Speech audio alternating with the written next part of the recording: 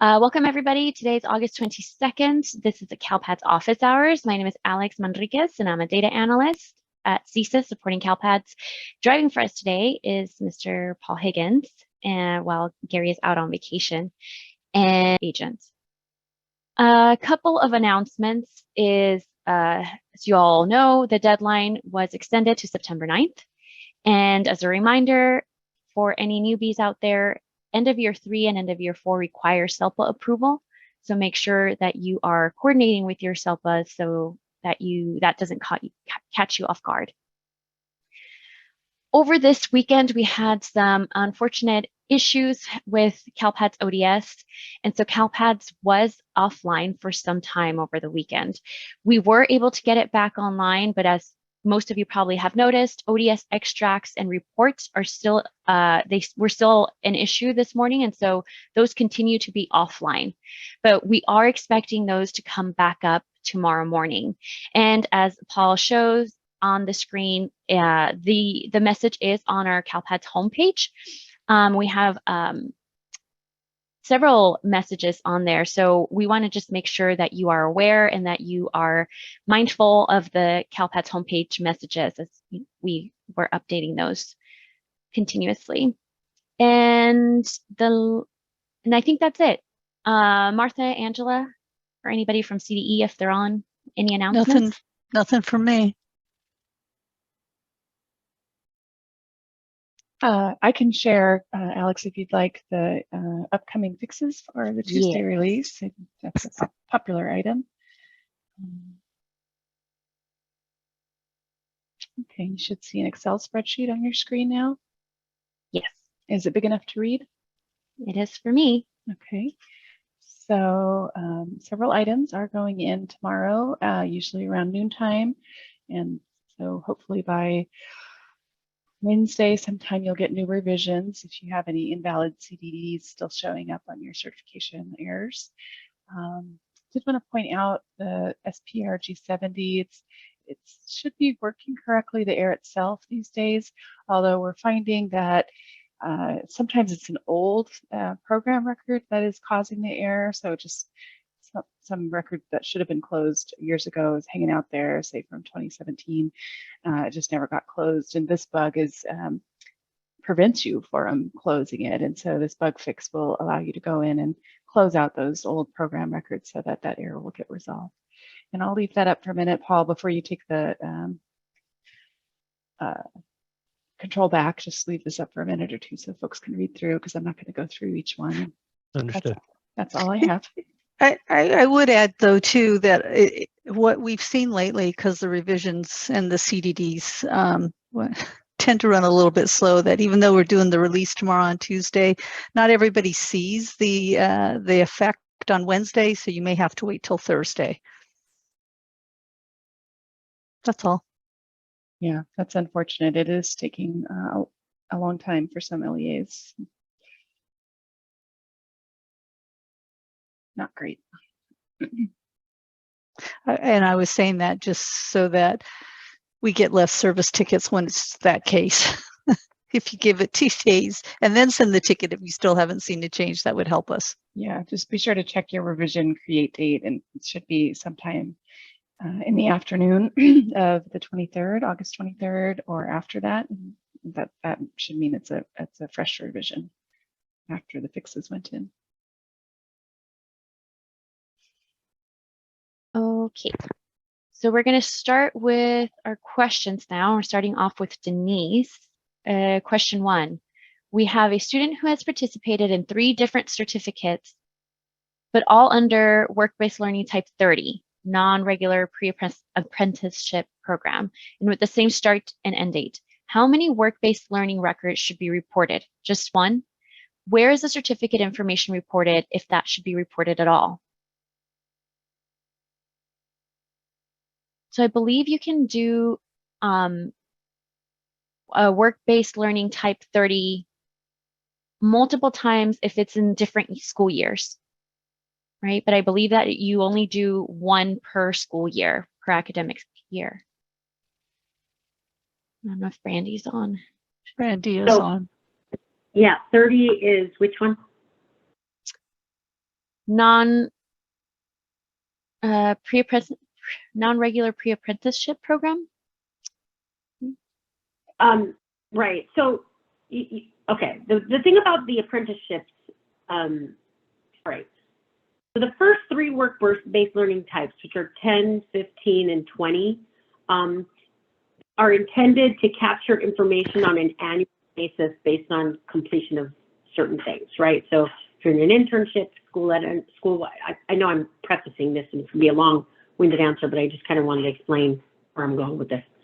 So it's intended to capture information about internships, student-led enterprise, and simulated work-based learning on an annual basis and how many hours they're participating in those things. Whereas all of the other work-based learning programs are upon completion of those things, right? So once a student completes a pre-apprenticeship program, you would submit that record, okay? If they have multiple pre-apprenticeships in different things, I suppose you could report one per year, but it's only going to count once because we don't collect any hours associated with that pre-apprenticeship program. So as long as you've reported that they've completed the pre-apprenticeship program, then they'll get counted, but right now only one time. And what about the certificate information? We don't collect any of the Same certificates. thing. Well, you're talking about the certificates for, are they talking about industry? No, saying that there's 3 different certificates all under the work-based learning program of the apprenticeship. I think she's talking about industry certification. Send me a ticket because this is a very common misunderstanding. A lot of folks think, and it's probably a good time to clarify this. A lot of folks think that kids who are able to earn any type of industry certification, so they get their ENMT certificate or their CNA, that you report those under an apprenticeship.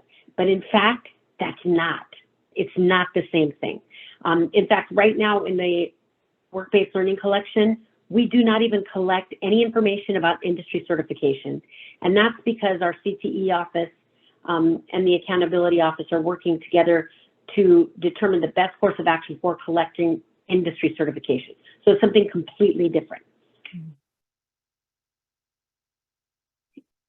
All right, Denise, so hopefully that answers your question, Denise. Let us know. We're going to move on to Catherine from Fowler Unified. Question 1 says, good afternoon. Should the English language acquisition status start date be the date that the information is entered into CALPADS or the first date of the student's enrollment in school? So I guess, the only 2, or I guess 3, so there's 3 different status codes that you can enter as an LEA, right? That's either a TBD, an EO, or an RFIP. And I believe the TBD and the EO should be the first day of the student's enrollment, student's first day of school. For right now, right now it could be for pre-enrollments, right? So it could That's be true. today.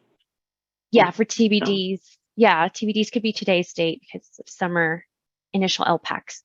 And then for the RFIP, it's whenever they complete the all the RFIP qualifications. And then I know for EL or IFEP status, it's whenever the student finishes all 4 domains of their initial LPAC scores or testing. Which the system populates. They don't have control over that. Mm-hmm. Kim from Porterville, question 1. I still have over 100 SIM 453 errors in EOY3. Has this been resolved? Do I need to be doing something to resolve them on my end if the fix has been implemented? I believe the only fix we have ongoing is for the future, for future enrollments. For students that are enrolled in the 22-23 academic year, you may see SIM 453 as Paul is showing you on the screen. And that's just because when you initially request an SSID, CALPADS just creates a stub SIMF record for you, but the parent's highest ed level is not one of the fields that you give us. And so that's missing. So we are working on a fix, but a good quick way that you can resolve that is if you just send us the SIM file for your future, for your 22, 23 enrollments, then that'll clear it. And then you won't have to wait for that fix to come in.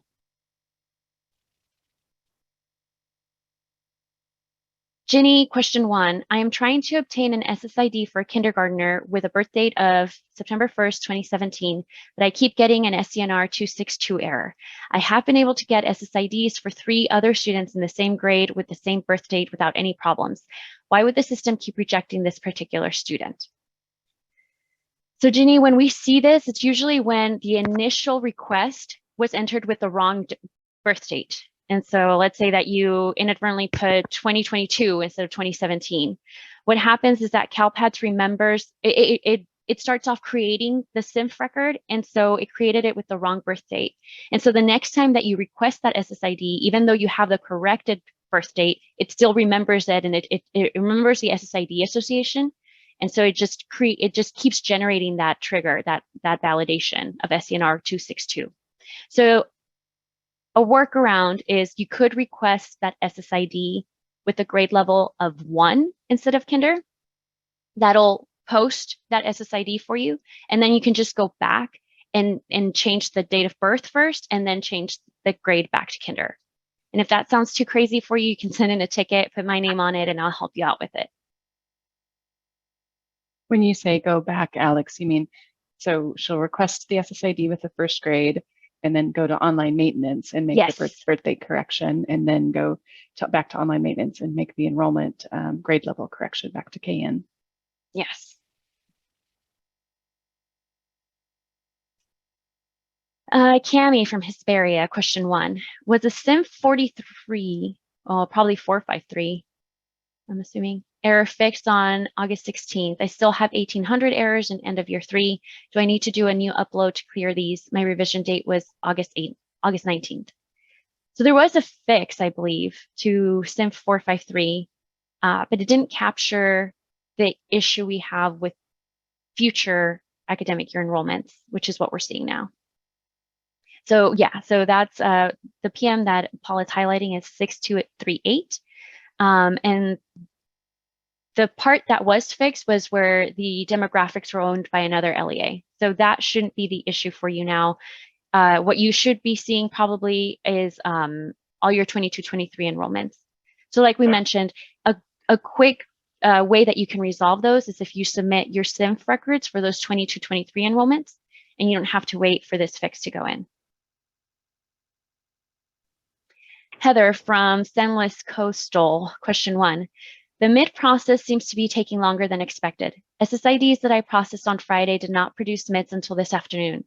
Flash 221 states that MIDs are created as soon as updates are made, but that expectation is not consistent. Is there any way that a timestamp can be added to the MID page to show when the last time the MIDs were refreshed, like a snapshot timestamp? I like that idea. Mm-hmm. Yeah, although I have not seen that behavior. Every time I've done it, it's created the MID instantly. So I'm wondering if Heather is getting impacted by that bug, that's the MIDs aren't getting detected if one of the enrollments is closed. Yeah, and she has no way of knowing if it got refreshed because there's no timestamp. Yep. Trying to find the number for you, Paul. Or do you have it up? Do a search on MIDs, Paul. 6271.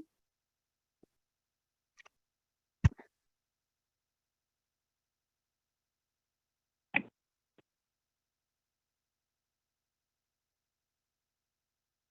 you want to do a search for 6271, Paul. There you go. There.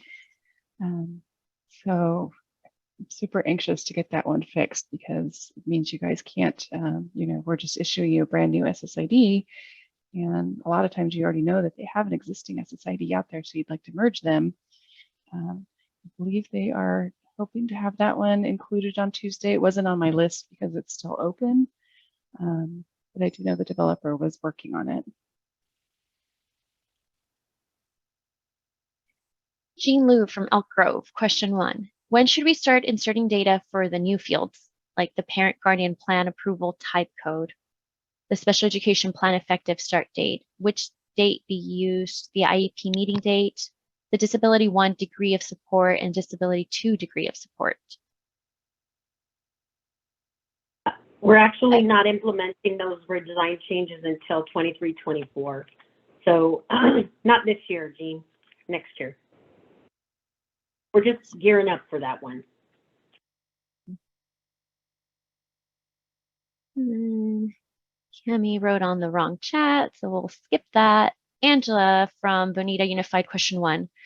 Hello, I asked this question during the last Q&A call, but unfortunately I had to leave the meeting before I was able to hear the answer. Is the CALPADS to TOMS to testing site processing time for TBD students back to the 24 hours turnaround time between each system? Well, we are sending the file every night, but generally it takes about 48 hours for those records to post.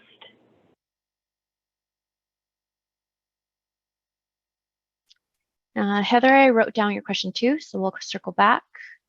Wendy, question 1. SCNR uploads are not generating for all students. When will that get fixed? I'm not sure I understand. SCNR uploads. Not sure I do either, Alex. I don't. Maybe you could expand on that question and see if we can better understand what you're asking. I wonder if it's the SSID matching tool and that you're not getting a match for all of your kids. Perhaps, I don't know, just let us know if you're talking about the SSID matching tool, Wendy. Because the SCNR now is used in 2 places, and we often have to clarify exactly where are you seeing this behavior with the SCNR. All right, so I'll keep going, and then once I hit Wendy, then we'll circle back to this question. Larnie from Oxnard says, I am wondering why cert error SPRG 254 invalid NSLP program record is validated in end of year 4, SPED program and services. I asked the same thing earlier when we did the redesign, and the reason why it's in all of the end of year certifications is because it impacts the SED flag for students, and that's a filter in pretty much all the reports or a good chunk of them. And so because it impacts all different areas, that's why it's included in all 4 submissions.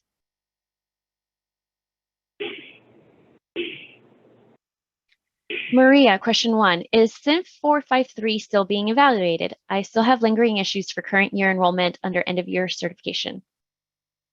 Oh, so for current year enrollments, any lingering 453s we believe should be legit, should be valid errors. So if you're seeing students for the current school year that you think should not be triggering a CINF 453, then let us know if you could put in a ticket with an SSID. Otherwise, we're expecting all the remaining students for the current year to have legitimate errors. Well, and even, I should clarify, even for the future years, right, the 22-23 enrollments, they are triggering on legitimate errors. It's just future years. But HK Chan from Campbell Union, question 1. I made changes last Friday and have not seen them being reflected in the 15.x reports. Can I expect the 15.x reports to be refreshed tomorrow morning? That's the plan. Yeah, it did start failing on Friday night, HK. So you got impacted by the extracts failing and the reports not getting updated. So check the homepage tomorrow morning, and if that message is gone, that means you're good and you should have updated reports. Wendy, that's your question 2, and we'll circle back. Russ, question 1. Any chance we can do a thing where we get 3 weeks after all critical errors are resolved as a cert deadline?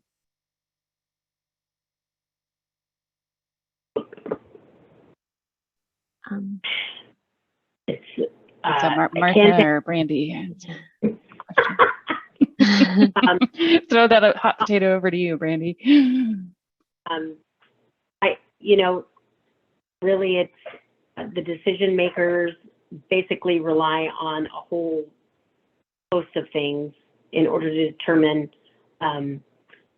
whether, what the extension is going to be. But I can honestly tell you that the reason they ultimately landed on the September 9th date was because after consultation with the state board, our AMARD staff, the staff that are responsible for producing the data for the dashboard, essentially told them that, if the date was pushed out in later September, they would not be able to produce the data for the dashboard by the date that the state board wanted it posted. And so because of that, the State Board of Education weighed in and elected for the earlier certification date. So I understand where you're coming from, but now this is coming from even above my, deputy superintendent. It's coming down from the state board members. And I would add, just do the best that you can, because we have limited number of defects. I mean, actually, cert errors or CDDs remaining, and many will be cleared tomorrow. So we're getting closer to having those critical errors resolved. They become fewer and fewer each week, I guess is what I'm saying. Fabiola says, hello, since incomplete independent study counts toward chronic absenteeism, would you suggest we code in our SIS as verified absence? No. So we asked this question last week too, but if a student is not completing their independent study work, that is essentially the same thing as an absence, right, in an in-person setting. So that is why the non-ADA generating independent study days counts towards chronic absenteeism, because it results in the same thing. Kids aren't there at school, they're not completing their work. Kids aren't completing independent study work independently, it's the same thing as chronic absenteeism. So report it as non-ADA generating independent study days. Denise says, thank you for the info regarding the work-based learning question and multiple certifications. So glad that was answered for you, Denise. Rebecca from Fresno COE, any idea when PM 6272 will be resolved? I was hoping with tomorrow's release, but didn't see it on the list. Retired mid still showing as ready on the mid screen. Oh, and data loss due to mid merge. It's actually the second half of that title. That's the bigger issue, that when that other bug was in effect, it wasn't always including all the records when the mids were merged, and so that required some cleanup. It is scheduled for Tuesday's release, but I didn't include it on today's list. It was like the other anomaly bug we talked about, where it's being worked on, but the developer hasn't. It's active, and so that means that a developer hasn't checked in any code, or it's not been tested. But I think they understand how critical those two items are, and I believe they talked about doing an out-of-cycle patch once those fixes do get in. So hopefully, if not tomorrow, then before next Tuesday. My fingers are crossed for anyway. Mine too. Catherine from Fowler Unified, question 1. Oh, it's continued. The reason I asked about the language start date is because when I uploaded my TBDs on Friday, they were all given the date of August 19th, 2022, and not the first day of enrollment. So it's probably automatically generating the current date where we're at, which is fine, right, for summer testing. So does that mean the SIS was automatically populating the start date with 8/19? Is that what that means? They were all given the date of 8/19? Because it had to come to us from the extract. Mm-hmm. I mean, either that or whoever's entering the data is doing today's date. Mm. But it'll work for your summer testing, so that's fine. Jennifer, question 1. I'm still getting SIM 453. Summer for students only enrolled in 21-22, where parent highest ed is populated in all SIM records except the first 21-22 SIMs. Is this a bug that will be fixed, or do I need to review 700 plus errors to find and fix? Oh boy. I think this is one we had talked about earlier where the original, let's say that the original CINF record is from August 1st, and then there's a subsequent CINF record with the field populated, but it's, I don't know, August 10th. And so it's still triggering on that original one, right? The August 1st one is still missing that data. And so I wonder, Jennifer, if there's a way in which you can generate a CINF file from your SIS with the start date of whenever those the original CINF record was created for those students. And I would also, to strategize here, of those 700 errors, we tend to see that CIV53 on the 21-22s, not all, not a huge population, right? And so I'm wondering if your 700, if a good part of them are from your 22-23 records that you've recently put up. And so to find the ones that you really have to correct, you may have to just quickly update your 22-23s and see what remains and then work off of those. I don't know. If you need more help strategizing or working through that, Jennifer, give us a ticket. Denise says, thank you. And Kim Gavin, question 1 says, jumping back to my question on the work-based learning file from last week, I understand why special ed should be reviewing 18.1, but we don't see it because we don't work with end of year 1. I don't want to ask for rights to any more areas that I need, but do want to review the things we are supposed to. Try to see if there were any extracts or ODS downloads that I could use, but don't see any in the options available to me. Did anyone come up with any ideas? I'm sure that's all you were thinking about this weekend. First thing that comes to my mind, Kim, is you ask your LEAs to send you a PDF of it. Yeah, and you could certainly do that, Kim, but I think what's most important for the SPED staff is to assist in the initial identification of those students in SACE or CYRUS or whatever system that you're using that actually are participating or have completed a certain number of hours of work-based learning. That's the first thing you can do right off the bat, is these are the kids I know this year that have completed 100 hours of work-based learning in any grades 9 through 12, okay? Give it to your CALPADS administrator or your work-based learning coordinator, and let them take a look at it to see if they've got all those kids reported. The other thing is, what are the courses that your students with disabilities would take that would equal classroom-based work exploration, right? What are those courses? Because your SIS administrator can tell you which students took those courses and which students have completed the equivalent of 4 semesters of those courses. So it's those 2 things that you can do minimally is identify the students who've completed the work experience, 100 hours, identify students, or excuse me, identify the courses that your students with disabilities would take that equate to classroom-based work exploration.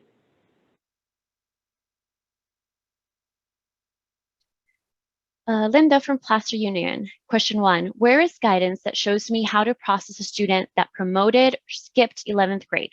Not sure how to document in my SIS or CALPADS.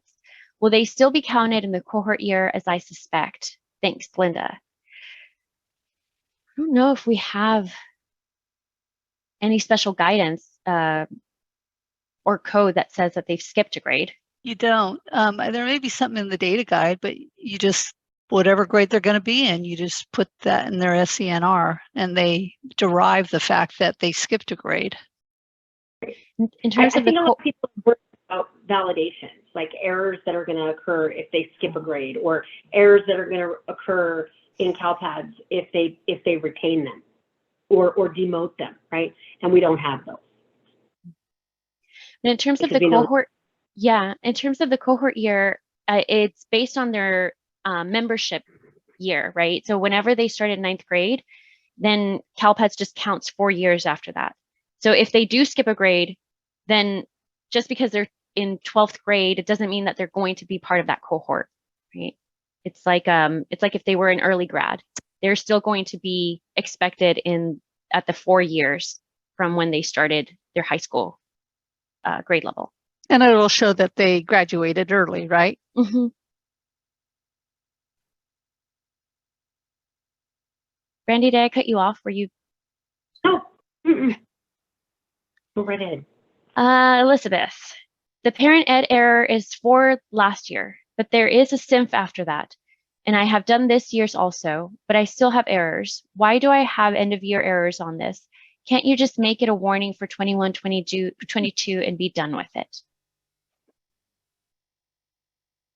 Is that in response to a different question or?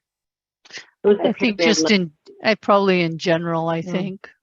Can't we just make it a warning? With this new implementation of having data discrepancies, we are trying to make sure that we're counting that data discrepancy for the right academic year, and then making sure that each submission is going to hold the LEA responsible for getting them fixed up.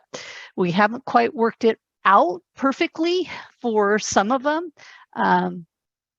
So they won't become warnings because there is bad data in the ODS, and we're reporting back to the LEA that we're seeing that discrepant data, and the expectation that it does need to be fixed.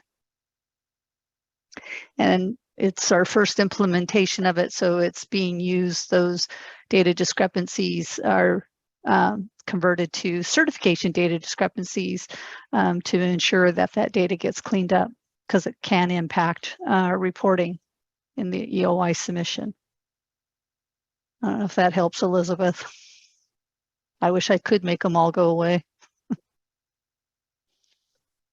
Richard from Calaveras COE, question 1. Can I hang out after to get some guidance on my ticket 267738?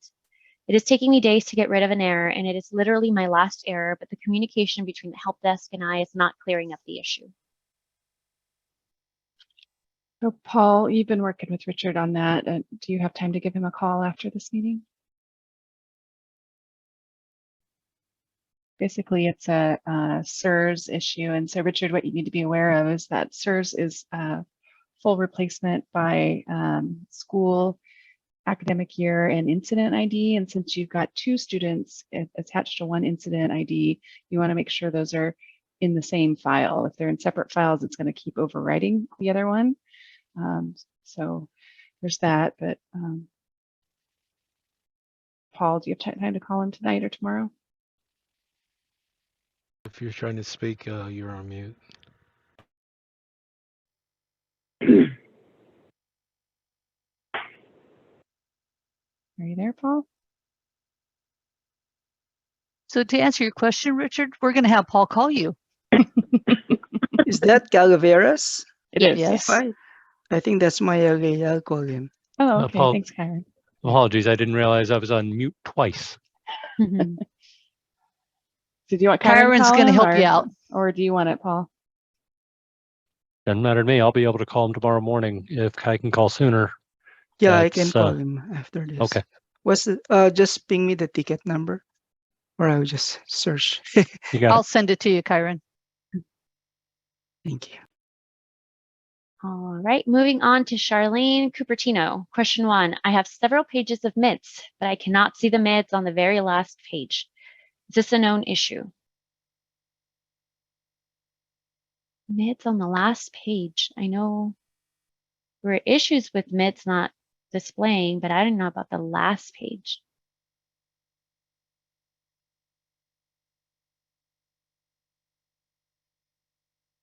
Nope. I've Okay. not heard about a problem with MIDs being displayed wrong.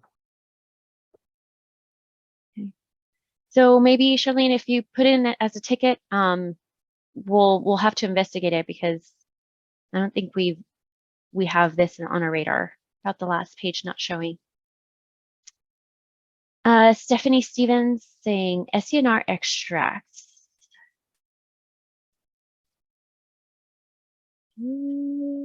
I don't think she gave us a ticket or a question. She's answering it for something else, but we're at a loss, Stephanie. So we're going to move on then with Wendy's responding to the original question. Says that it's not the SSID match tool. Says, I'm trying to get the SSID for students, and I have come across some students that I am not able to generate an SSID for. So I have some tips and tricks on that, Wendy. Sometimes you know how critical the local student ID is now for, so if a student has ever been associated in your district to that local ID, they're forever entwined. So sometimes I've seen where people accidentally reuse a local ID for the student that's already been issued the SSID. And so when they go search for the student, the name doesn't come back because it's tied to a different student. So first thing I would do is run your SSID extract and then do a search on that local ID. And once you find it, verify that the SSID is tied to the student you expect it to be. What else? Oh, the other thing I was going to mention is maybe before you even do any of that is make sure you go to the view submission status screen and verify that the record actually did post. CALPADS can be a little bit misleading, and then it looks like it was successful. But then if you go to the view submission status screen, eventually once the job finished processing, you may have encountered an error, and SCNR 262 is the most common one we see. It's for your kindergartners. Dan, question 1. Hello, at the last Q&A, there were a number of people indicating that the SSID matching tool still needed some work. I recall someone mentioning that it would be brought up to the developer that was working on that. Just wondering if there was any update on where that is at. Not sure if I should move forward with using it now or wait so that I don't create a bunch of problems that I'll have to clean up later.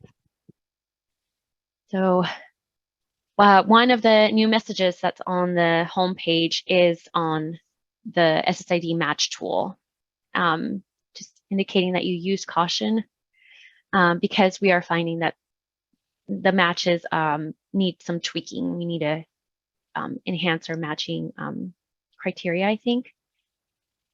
But I don't know if Martha or Angela, you have any other updates? I don't. I think. Go ahead, Angela. I was just going to say, personally, if I were in your shoes, I would be hesitant to use it, just because it's not. Oftentimes, it's not even finding the student that has a 100% exact match, and so at that point, that would make me very suspicious of it. There is a fix going in on Tuesday, but it's not going to be comprehensive to make that tool work better, or much better anyway. I think it's still got some outstanding issues. Paul, if you pull up the latest and greatest known issues, we did log one this morning and has more to do. More title's kind of vague, but it's the very first one on the list. So if you do the SSID request in online maintenance, you're getting pretty good results, but you're not necessarily finding those same students in your SSID match tool, and so that's a problem. We have 2 bugs, 14 and 15. Mm-hmm. So I think either way, Dan, you're gonna either go one by one and be very meticulous, or have data to clean up with going with either the other way, the SSID matching tool, or just sending up a blank SSID. We don't have an easy answer for you right now. And so I think what would you recommend, Martha? Am I off base saying use caution? No, yeah.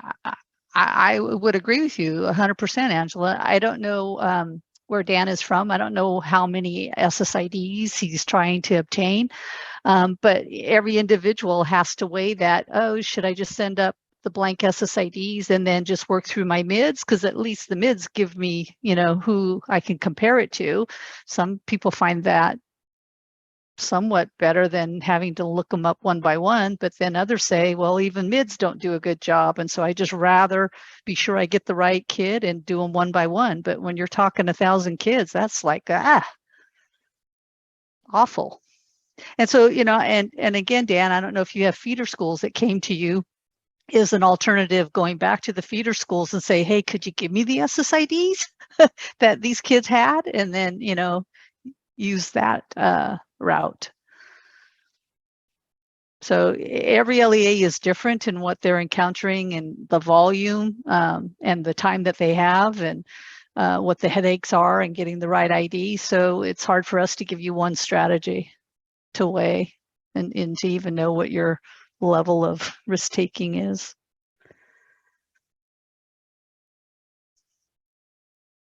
Tiffany says, I second Jennifer's comment on the SIM 453 says, I've attempted to update with no luck, then tried to delete the file both via OM and file upload, and nothing is working to clear it. And sometimes I also see that the ownership isn't there for them to work on it. So something kind of changed a little bit on their enrollments. So that's something to take a look at as well. And I think one of the tricks that Gary sometimes does is he adds in a secondary enrollment to overlap that SIMF record so that you get ownership. Something to look at. Otherwise, send us a ticket, Tiffany. Karina says, our testing coordinator confirmed that ETS did not receive Sunday's CalPADS file. Is there a way to add this as part of the important messages? Yeah, we do know that the file failed this morning. And so this morning I notified the service desk. I don't know how easy it is to get something up on the home page, you guys. It's Dustin, but we have to draft the message. So, I mean, you may have, you could have drafted a message and give it to Dustin to post, Brandy, and maybe that's what we do for the time being. When that in the future, it should be okay tomorrow, but I will do that in the future. Thank you.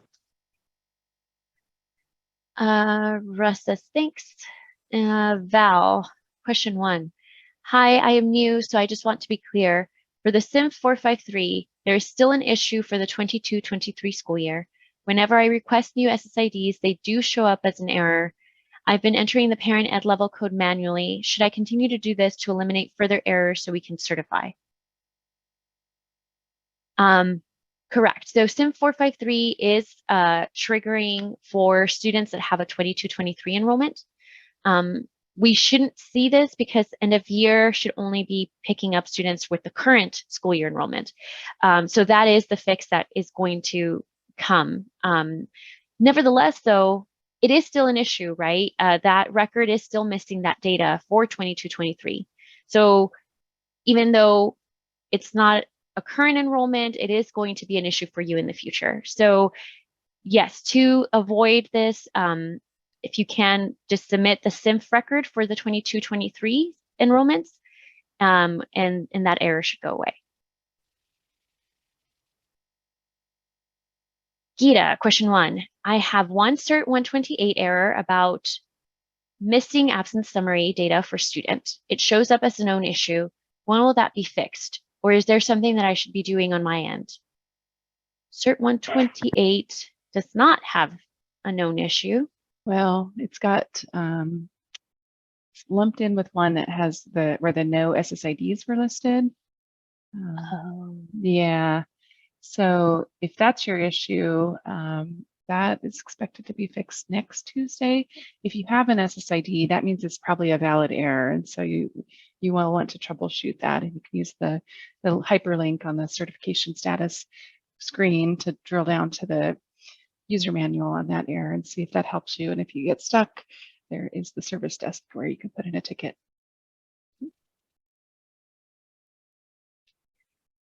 Cindy says, I have SIM 453 errors under end of year 3 still. I had been waiting for a fix, but did I hear you say run a new SIM for 22-23 to clear them? I ran SIM for 22-23 and received the IVR 9 invalid characters in field and IVR 34.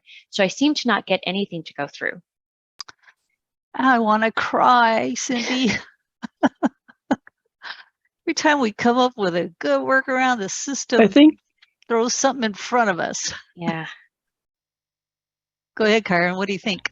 the best way is to extract the raw data from CalPADS. So extract a synth ODS download extract using the date range functionality. Use 7/1/2021 up to today's date.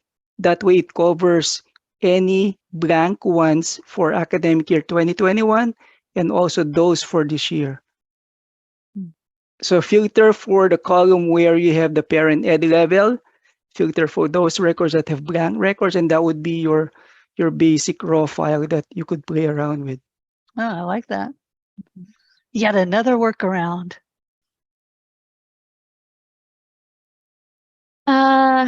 Oh, Stephanie Stevens. So this would be the first, 'cause the first one didn't say anything. So SINF 453 end of year is triggering from demographics files that are sent up incomplete with the enrollment, say sent up on August 29th, 2021. We then send a SINF up on September 1st, 21 and post. It makes a new record that starts on September 1st, but now the incomplete record sent created with the enrollment is causing the SINF 453. We did not get an error for fall 1 because census day was covered, but now is an error for end of year. That's correct. Why is another SINF going up with a different date? Why doesn't it have the 8/29 date? So is that like a SIS thing? Which, was it you, Kyron, talking to me about that? Yes.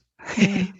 Yeah. So for those who may be using PowerSchool or Synergy, please be cognizant of the date that you're using for the extract, because if you just use if you have to, you probably have to make sure that the effective dates you're using is enrollment start date. That way it matches the date with your enrollment. Otherwise, if you just request based on the default, for some reason, some of those SIS extract based on the extract date.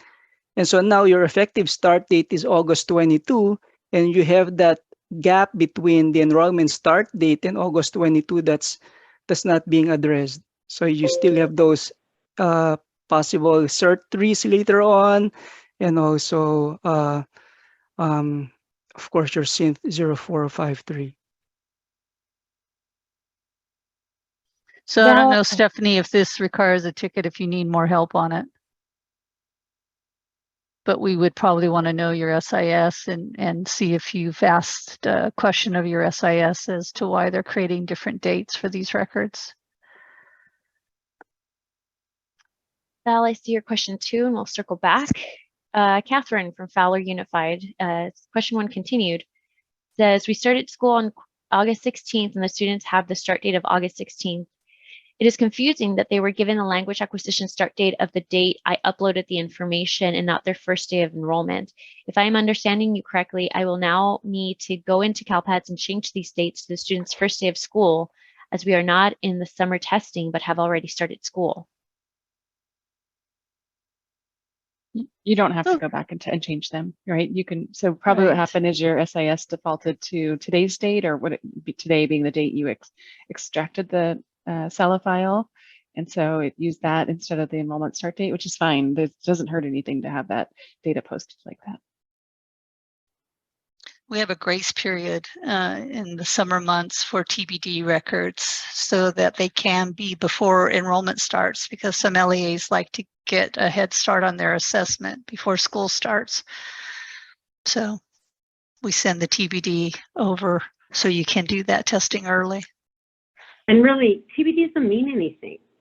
It's just literally saying, we don't know yet. Possibly, Basically, it's kind just of a thing. flag to send to Tom's, Yeah. right?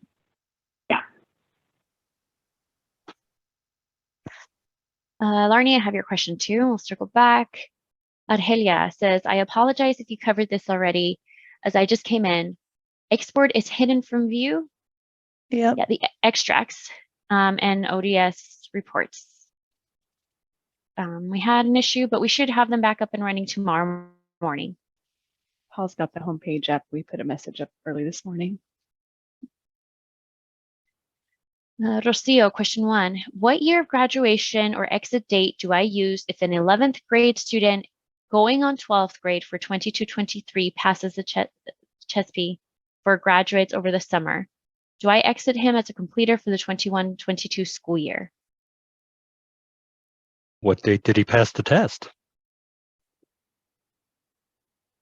Because that's going to determine your answer. Because if he passed it before 8/15, he'll probably be considered in the 21-22, but he'll still be, or they will still be considered in their cohort population and will be reported next year, but they'll be caught in the 1.22 and 2.3 reports for the completers for this year. But if it happened after that, then you'd use a date native to 22-23, and that's where they'd be captured. Thanks, Paul.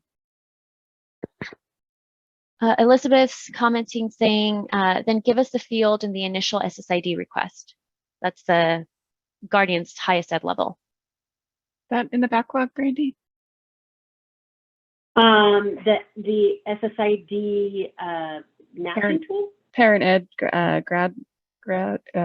guardian level in the SSID extract.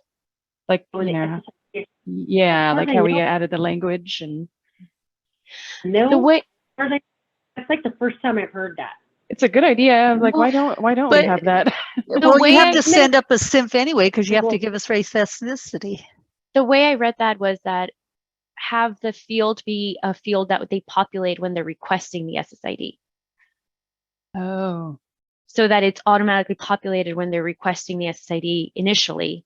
In the SIMF, but Uh-huh. again, you still have to give us race ethnicity, so you still have to finish completing that stub SIMF record no matter what you do. Well, but in order to initially generate that, she's saying when she gets the SSID request, that it should be on the center record, because that's where that stub-SIMF is generated from.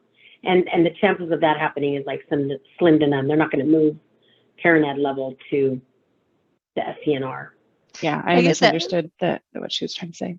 Well, you don't have race ethnicity on the center record either, so they always have to update the SIMF. Yes. And that was just another field that will get updated when you complete the SIMF. Richard says, thank you. And Elsa's question 1 says, sorry, I joined late. Did you say that the SIMF 453 errors are legitimate? I have 158 and they are all for 22-23 students, first time enrollment. So should they be showing up in the 21-22 end of year? No, they should not. But that the workaround to not wait for the fix is to submit that SIMF record for the 22-23 school enrollments. And that way you can just clear those errors and not have to wait for anything. Charlene, question continued. Question 1 continued, says, I had Michelle checked my last page. She couldn't see the last page either. It says, we'll bring back the ticket number. Yeah, I did try. Well, we were on this call and I was able to get to page 3. I'm at least in the interface. I'm not sure if that's where you're looking. At the 3:40 timestamp, Kyron posted a link to identifying and tracking newly acquired SSIDs. So that's at the 3:40 timestamp. Terry's talking to Cindy, so I'm going to skip that. Chris Holloway, I found that I need to fix any 21-22 SIMF records that have a missing parent ed level.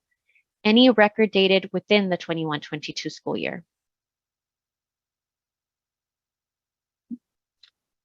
Lori says, for the matches that do come through in the SSID match tool, can we reasonably trust that those that come through with matches, provided we research and confirm? I mean, people are finding the right students in there, so it's not like you never get the right kids back. But if you are doing your due diligence and you believe that they're the right students, it's okay to use that tool. I just worry that you know, if you don't find the right student that you're expecting to see, and you just pick the next highest match, I guess is where my concern comes in.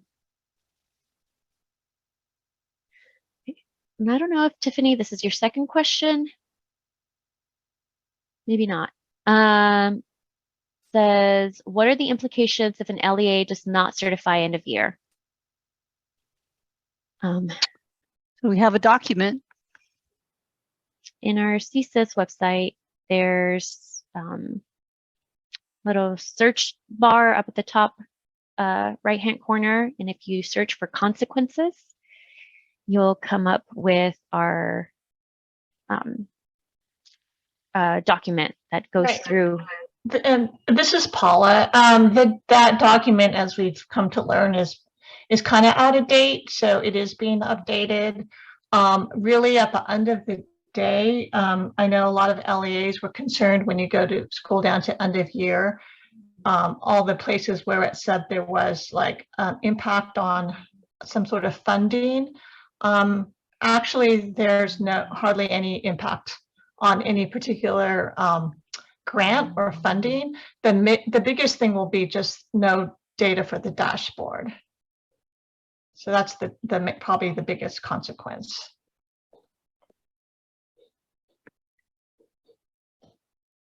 And Elsa says, just submitting SIM for 22,000 students while trying to deal with end of year and cohort and start of the school year is asking a bit much. It takes weeks for registrars to clean the data enough for me to upload a SIM file. Just saying. We hear you, Elsa. Noted. And so know that there is that bug, right? So that bug is going to be fixed. But it's just if you have the capacity, you have the ability to upload that SIMF record, that would make it so that you don't have to wait for it. And then Neil is saying, great suggestion, Kyron, about ODS, but ODS aren't available today. Tomorrow, you can download those ODS extracts. Elitania, question 1. I've posted several times sync files and make sure they are posted. However, I get the same errors and the data is no longer there under the student sync record. I think we need to know what errors you're getting. And if you're doing it in online maintenance, that's why you don't see the errors, or I get the same errors. Maybe, Elitania, if you can put in a ticket, you can put my name on it. Giving me a job ID would be the most useful, and then the errors that you're getting either during file input or that you're trying to clear through the certification details. And then Kyron's laughing, saying yes when it finally works. Karina's talking to Martha. Actually, to everybody. Okay. So let me read it. So it says, I don't agree with recommending submitting blank SSID files. I submitted files and no MITs were created the same day or the following days. I created a ticket for this. This created issues with testing and had to search each student record individually and then resolve duplicated through the MITs not on report option as they were never identified. It's good to know, Karina. Thank you for speaking up. This is helpful information to your colleagues. That is the 6271 bug where the anomaly is not detected if one of the students in the mid-set is closed, has a closed enrollment.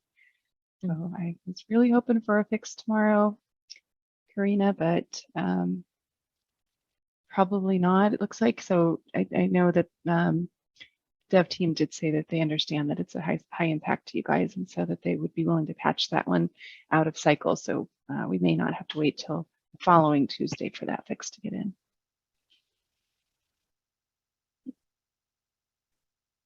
Cindy has a crying emoji. Catherine says thank you. Debbie says on the tree, my extracts ODS are gone. I do not have this as an option. Okay, mine too.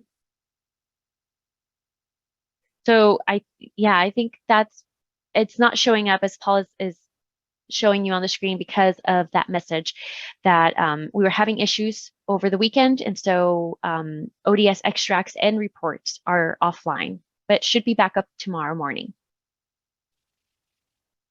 Rocio says, thank you, Paul. Iman says, I see CERT 445 disappeared from the known issues list, but it's still showing up for me. Is this because a snapshot needs to be generated for it to go away?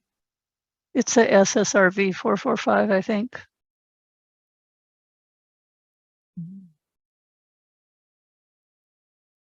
Thank you, Martha. And that was that a fix that went in?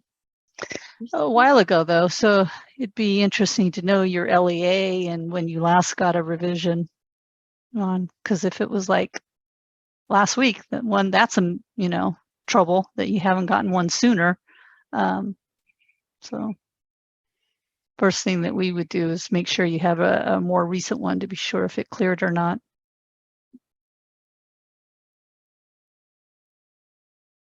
Chris is talking to Elsa, and Elsa saying that she has the same issues as Elitania, which is the sync. Okay. So I guess also if you can also submit a ticket. It's hard for us to troubleshoot that just because we don't know what errors you're getting or how you're submitting the data, as Martha said. So we are at the 4:02 timestamp. We have just 4 question 2s. Go ahead. Alrighty. So we're starting with Heather at 3:03 from San Luis Coastal says, am I correct in my thinking that the replacement SSID extract will only pull all the SSIDs that I combined during the mid process? Should include all retired SSIDs that are enrolled with you. Or that where your SSID got retired, whether you did it or somebody else did it. Wendy's question 2 at 3:05 says, when will the SIM 453 be fixed? Popular one. Yeah. We need like the count from the Sesame Street. It's today's number 453. Yeah. That one's not part of this week's, right? It's not. I believe it's next week. Yeah, next week. Yeah. Next Tuesday. Val's question 2 is at 3:28. Says, would you recommend waiting to request SSIDs until the CALPADS tool is fixed, or continue with whatever process we currently have been using? Depends on the demand for those SSIDs. Do you have the luxury to wait?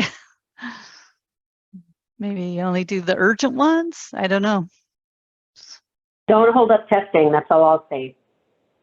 If it's going to hold up testing, then don't do it, because you have a statutory mandate of 30 days after initial enrollment. So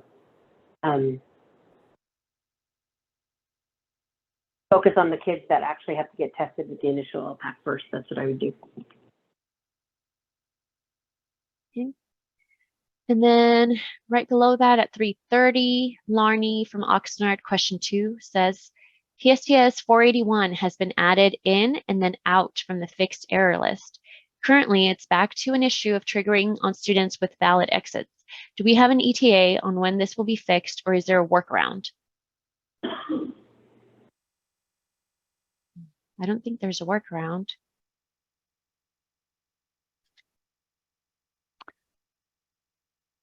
I thought. In tomorrow's release.